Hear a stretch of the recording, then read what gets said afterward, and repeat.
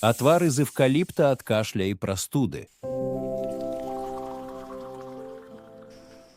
Знаете ли вы, что эвкалипт помогает при кашле? Рецепт прост.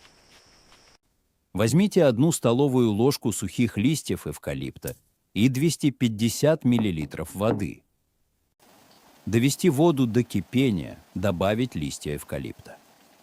Кипятим от 5 до 7 минут и настаиваем 15 минут. Процеживаем, и отвар готов.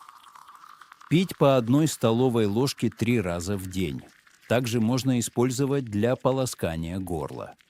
Такой отвар помогает при кашле, облегчает дыхание и уменьшает воспаление. Важно!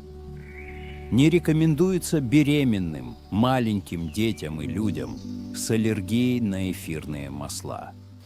Подписывайтесь на канал Травник. Здесь только натуральные рецепты здоровья.